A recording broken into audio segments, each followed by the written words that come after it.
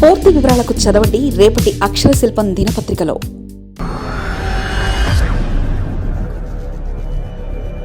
America supreme court కీలక తీర్పులో రెసిప్రోకాల్ సుంకాలను మేజాటితో రద్దు. రాజ్యాంగపరమైన పరిమితులను దాటి చేసిన చర్యగా భారత్పై 18% అదనపు సుంకం తొలగినట్టే. అమెరికా సుప్రీంకోర్టు ఇందాక ఇచ్చిన కీలక తీర్పులో మాజీ అధ్యక్షుడు డొనాల్డ్ ట్రంప్ ఆధ్వర్యంలో IEEPA చట్టం కింద విధించిన విస్తృత రెసిప్రోకాల్ సుంకాలను 6:3 మేజార్టీతో రద్దు చేసింది.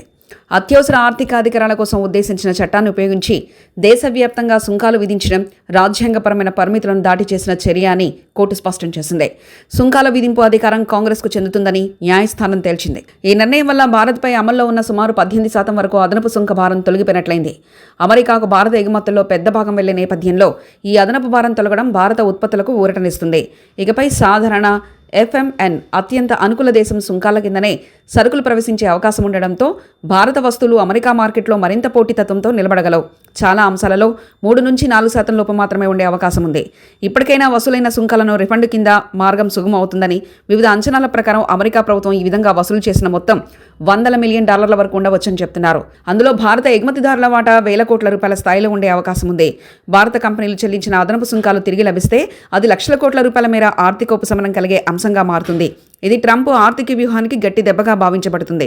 ఆయన ప్రకటించిన లిబరేషన్ డే సుంకాల విధానం ద్వారా ప్రపంచ దేశాలపై ఒత్తిడి తీసుకురావాలన్న యత్నానికి న్యాయపరమైన అడ్డుకట్ట పట్టింది. కోర్టు తీర్పుతో ఆ విధానం చట్టబద్ధత కోల్పోవడం ఆయన రాజకీయ ప్రతిష్టకు, ఆర్థిక దిశానిర్దేశానికి వెనుకడుగు అన్న వ్యాఖ్యలు వినిపించాయి.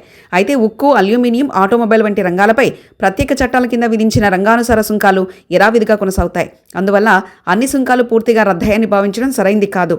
అయినప్పటికీ ప్రపంచవ్యాప్తంగా అమలైన సమగ్ర రెసిప్రోకల్ సుంకాల తొలగింపు అంతర్జాతీయ వాణిజ్య వాతావరణాన్ని కొంత స్థిరపరుస్తుంది. మొత్తంగా ఈ తీర్పు భారతదేశానికి వ్యూహాత్మకంగాను, ఆర్థికంగా ప్రాధాన్యత కలది. ఎగుమతులపై ఒత్తిడి తగ్గడం, రిఫండ్ల రూపంలో భారీ మొత్తాలు తిరిగి రావడం, ద్వైపాక్షిక వాణిజ్య చర్చలకు అనుకూల వాతావరణం ఏర్పడిన వంటి అంశాలు భారత ఆర్థిక వ్యవస్థకు మేలు చేస్తాయి. ప్రపంచ వాణిజ్య సమతుల్యానికి ఒక ముఖ్యమైన మలుపుగా చరిత్రలో నిలిచే అవకాశం ఉంది. అయితే మిగతా కొన్ని విపరీతాధికార చట్టాల ద్వారా అధ్యక్షుడు కొన్నిటిపై ఈ టారిఫ్లు కొనసాగించవచ్చు. మరి దాన్ని ఆయన వాడుకుంటారా లేదా అనేది వేచి చూడాలి. మరిన్ని కథనాల కోసం సబ్స్క్రైబ్ చేసుకోండి మీ అక్షర శిల్పం. పూర్తి వివరాలకు చదవండి రేపటి అక్షర శిల్పం దినపత్రికలో.